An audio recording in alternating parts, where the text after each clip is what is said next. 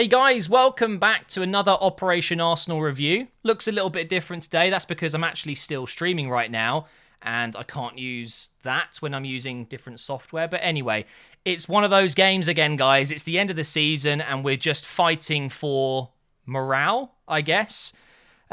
Chelsea. Wow, we just beat Chelsea again. That is twice this season. We've beaten them in the league. 6 points from 6. I tell you what, I actually wasn't expecting that. I was half expecting at least maybe a goal or two from us, but I expected also to concede a few. But no, we've got a clean sheet. Defensively, we were solid, despite Chelsea throwing everything at us, including the kitchen sink. And we managed to get a goal through nothing, just a huge mistake from the Chelsea team. It was Jorginho who passed it pretty much into an empty net. Kepa was not in the middle of the goal when he passed it back to him. He scrambled to scoop the ball away. He did that, but it fell straight to Aubameyang, who then passed it across to Smith Rowe, and he tapped it into the back of the net. And it was a very, very lucky goal.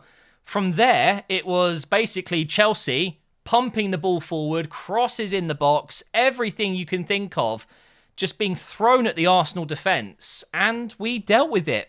I'm super surprised, honestly. Credit to the defence, credit to the midfield, and also the attack who got back and defended. It's sometimes not how you win a game, it's just winning the game. And that's what we did today. 3 points, 2 games to go. We've got Crystal Palace away and then Brighton at home, I believe. Why not go out this season with our heads up high, having won the last 4 games, and putting ourselves as high as it can be, as high as we can be in the Premier League table, which, I mean, mathematically, I think we can still get 5th or 6th, but obviously I don't think that's going to happen. I would very much like to skip out of 10th and 9th and get into that top 8. It sounds a bit better, doesn't it? But let's go through the team. I've got the lineup here. We'll start off with Leno because there's reports that he wants to leave. And do you know what? I feel like it's an unpopular opinion these days. I like Leno. I don't want him to go. We got him for a really good price, and now we're talking about letting him go. If he does go, then I would like at least, a solid 30 million or so, which is more than what we paid for him. But we got him at quite a cut price, I feel like. He was great today. Really, really good. Many good saves.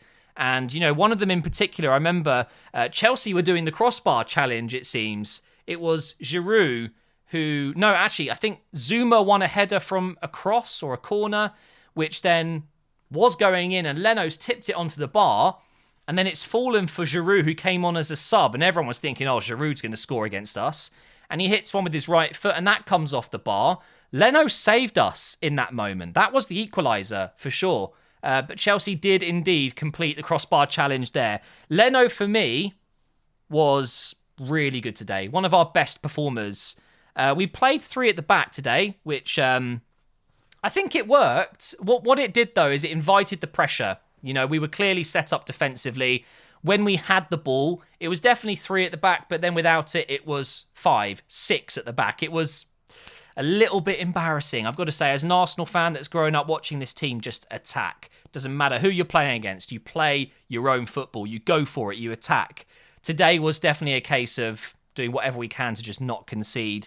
Holding Pablo Mari and Gabriel as the 3 centre-backs, and they were all very good. Pablo Mari, solid, professional performance from him. Holding, won everything in the air, super passionate. He was screaming at the end every time the ball was cleared, and Gabriel was being his usual aggressive self, just throwing his body into challenges. They were all good tonight, deserved the clean sheet. We had Saka start at right wing back, and we had Tierney at left wing back. And by the way, Tierney went down about 3 times in this game, supposedly injured. Hopefully he's all okay. He did finish the game, which is good. Saka was taken off and Bellerin was put on at right wing back. And then Bellerin picked up an injury. And do you know what? The reason I'm mentioning this is because if that's a nasty injury, if he's out for, a couple of weeks at least, that's his Arsenal career done. I think Mikel Arteta and Bellerin have both decided that he's going to move on after this season. Reports are saying that he wants to move on last summer, and he agreed to do 1 more year. I think, if that's it, that's it. If he's injured for the rest of the season, he will never play for Arsenal again. At least not now. Maybe he'll come back in the future. Who knows? But yeah, kind of a sad moment because he's our longest serving player. And whatever you think of Bellerin as a footballer, there's no doubt that as a man, as a professional, and as a leader in this club, he has been a great servant. So no matter where he goes, I will always support Bellerin in that way. But it is time. I think we all know we need a new right back, and that's supposedly the plan this summer, and Bellerin will be making way. But he did go off injured. Chambers came on, did very well. Hopefully not too serious that, it impacts his summer move wherever he's going. I've got a feeling he might end up at PSG, I've got a feeling. Then we had Partey and El Neni in midfield as the two defensive options, and El Neni got man of the match, and he was solid tonight. Really good performance from him. He's just everywhere. He won't get all the credit. He won't get all the plaudits from the Arsenal fans tonight necessarily. He's no Kante, is he? He's not as flashy as a Kante, but he did that job today. He was basically two players in one. Partey had a few shaky moments in the game, as always, some passes that went astray. But as the game went on, he started to really perform, and that was actually a very good performance from Partey. They both did really well today. I would rather El Neni and Partey than Ceballos gets in, that's for sure. I don't think Ceballos is going to play again for Arsenal. I think that might be it for him. But then we move on into the front players, and my God, Smith Rowe. Not only did he get the goal, which was a bit fluky anyway, not only did we somehow get that chance out of nothing, but he almost missed it. He basically kicked the ball with both feet and it hit the post and went in. He was awesome today, though. Nutmegging Thiago Silva, although he didn't get the ball after it, so I guess you could say it didn't count, but still, some of the runs he was making, the first touches, he's a class player. He's a Rolls Royce of a player. If he can stay fit, he is going to be some player and definitely deserves a new contract. And you know what? Throw number 10 his way. Give him the number 10 shirt. Why not? We're not going to give it to Ødegaard. If we keep Ødegaard, if we sign him permanently, he can have the number 11 shirt. That's all good. We had Ødegaard play as well. I thought he had a bit of a quiet game. A few moments where, he had a shot from outside the box which went flying over. A couple of passes that maybe he underhit. I felt like he normally gets those passes right. But we were under pressure every time we got the ball, so I don't think that's necessarily Ødegaard's fault. He did well to track down the ball, and he was definitely putting pressure on the Chelsea defence when they had it, and he was leading by example in that case because a lot of the Arsenal players were not pressing. We needed to press the Chelsea players to get the ball back, which wasn't happening. And then, of course, we had Aubameyang up front. Very quiet game from him, although that's because he didn't have much of the ball, but off the ball, he worked really hard.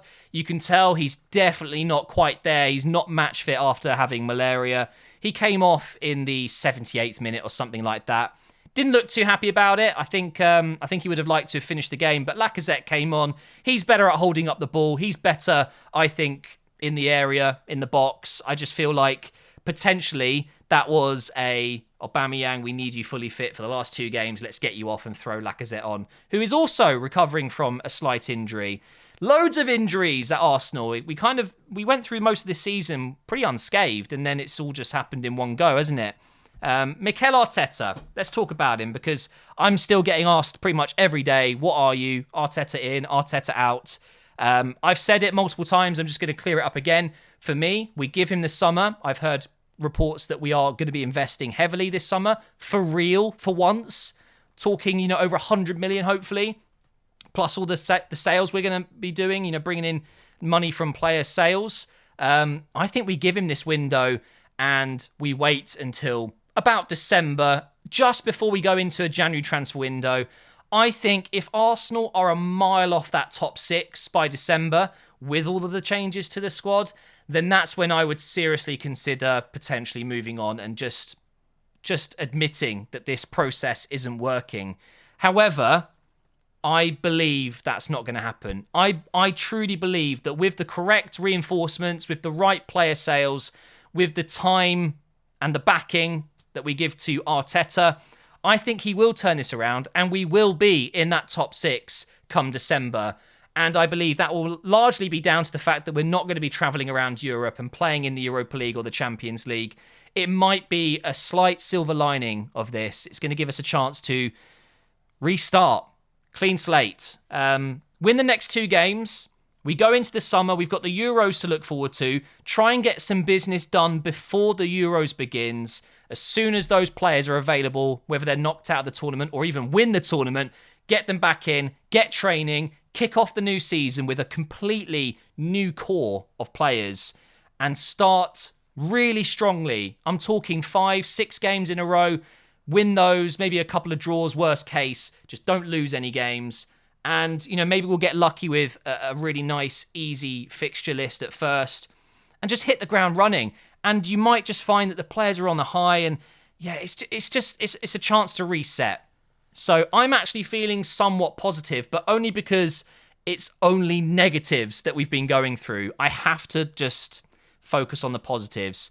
Today was a great result. We've beaten Chelsea twice this season. I love that. Arteta's done Frank Lampard and Thomas Tuchel. I was going to call him Thomas Tuchel. He's done really good job, Mikel. I think he just got the job done today. It wasn't pretty, but there you go. Sometimes football isn't pretty. I'm streaming right now. I'm going to be playing some FIFA, some Warzone. I don't know. Come and check out the stream. The link is down below. Thank you for watching, guys, and I'll see you for the next one, which is Crystal Palace away, I believe. That'll be a tough one, actually.